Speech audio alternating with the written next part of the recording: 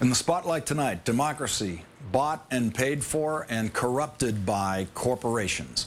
In 1973, a group called the American Legislative Council, or ALEC, was created by large corporations for the purpose of writing model legislation that favored their interests. Tonight, in the Last Word exclusive, People for the American Way is releasing a report that shines a light on the previously low-profile group.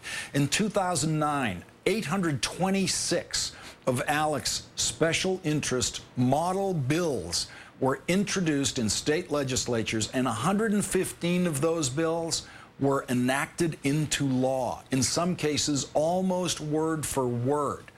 ALEC's board of directors includes Pharma, AT&T, Johnson & Johnson, Walmart, and the Coke Industries. And its membership includes major oil companies like Exxon, Mobil, Chevron, Shell, and Texaco.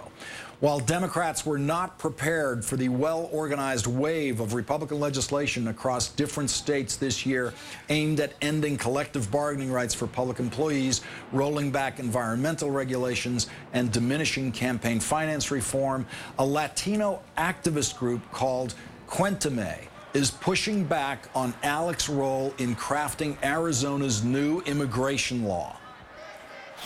The American Legislative Exchange Council, or ALEC, is an extreme right-wing membership organization comprised of state legislators and powerful multinational corporations, including the Corrections Corporation of America. ALEC is the most active private prison lobbyist group pushing for anti-immigrant laws like Arizona's SB 1070. Russell Pierce, like CCA, is an ALEC member, one with obscure ties to national white separatist neo-Nazi groups.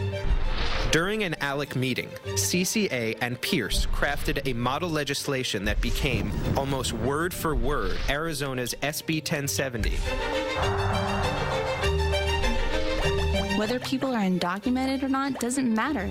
As long as they fill the detention facilities for days, months, or even years. SB 1070 and their copycat laws sprouting up across the country represent the perfect money machine.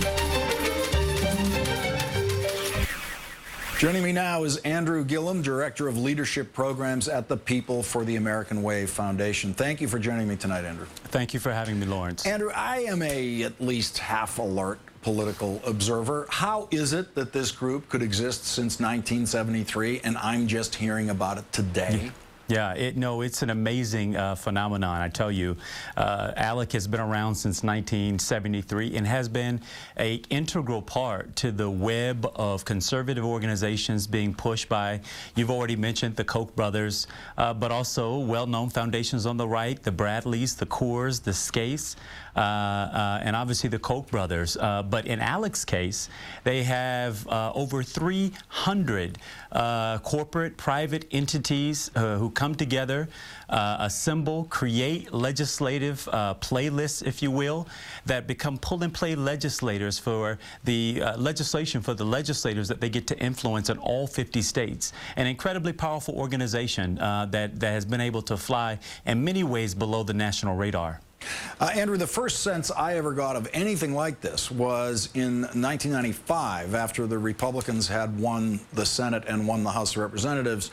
And I was working in the Senate at the time, and we were starting to get word that lobbyists were very heavily involved in writing legislation, especially in the House of Representatives. Right. But it didn't even then seem as extensive and coordinated as this is. We seem to have only picked up this pattern this year with Wisconsin and these other states doing these similar activities at the same time. Has it been going on that much longer than we realized, or did the group finally just get its act together in a much more effective way more recently? No, absolutely. It's been going on again since 1973, its founding. So much of our national attention around politics is focused on what happens in the Beltway and in Washington, D.C. Well, in 2010, there were nearly 700 state legislative seats lost in state houses and Senate chambers around the country. Now, Republicans are in a pretty attractive position right now to draw the next 10 years worth of what our congressional and our state and even municipal legislative seats are going to look like. ALEC has pushed forward legislation that will adversely affect, as you've already mentioned, those of us who are proponents for comprehensive immigration reform.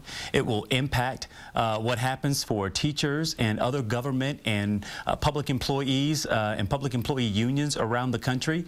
They're forwarding interest and actions that are, quite frankly, at the end of the day, contrary and not in the best interest of the average working people in this country. It does serve their 300 corporate members well, but it doesn't serve the average working person in this state and in this country well. And that's why we're producing this report, to make sure that people know that this shadow organization that's been out there existing with an over $600 million a year budget plus assets is weighing in heavily in state legislatures across the country. Andrew Gillum, People for the American Way, thank you for joining us tonight, Andrew. Thank you for having me, Lawrence.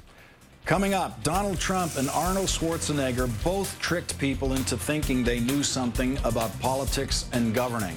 One of them actually got elected.